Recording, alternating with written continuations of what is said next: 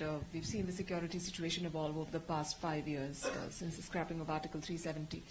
How do you describe things at the moment? And we've also seen that in the past, terror attacks were concentrated in Kashmir, but now there's a new wave of attacks in Jammu. What explains this shift? So before I come to present situation, I must quote August 2019, what happened, you all are well aware.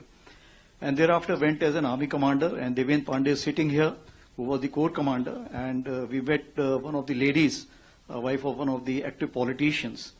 And she said, after this abrogation of Article 370, at least my children know when the principal tells that please draw the flag of the country when you come back tomorrow during the Independence Day. As you are aware, the two countries have Independence Day one day after the other. Now they are very clear that which country flag to be drawn.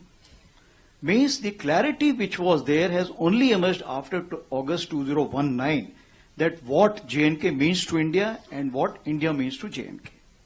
With that, if I have to talk today, what are the indicators what we see? What's the situation? Has it improved? Let's take calculation. Amarnath Yatra, in last 10 years, this has crossed the magic figure of 5 lakhs. 2023, more than 2 crores tourists have reached this area. The development is phenomenal. So if you take all the parameters which are there, let's take on the terrorism side, only 2 recruits, and that also in 2024 only 2 people have been recruited, where the figures used to be 100, 200, 300 earlier.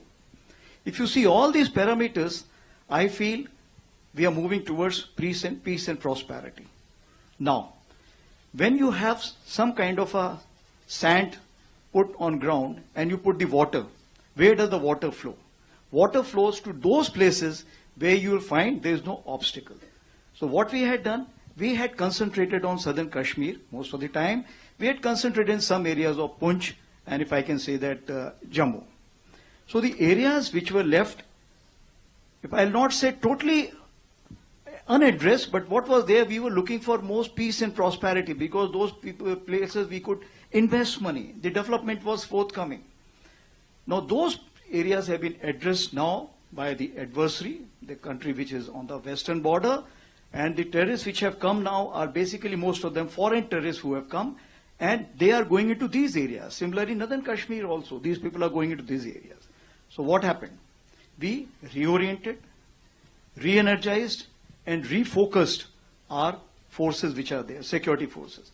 But that's not important. What is more important, the police has gone in for a major revamp, because our state will only stabilize if its police is effective. And that's what we are trying to empower.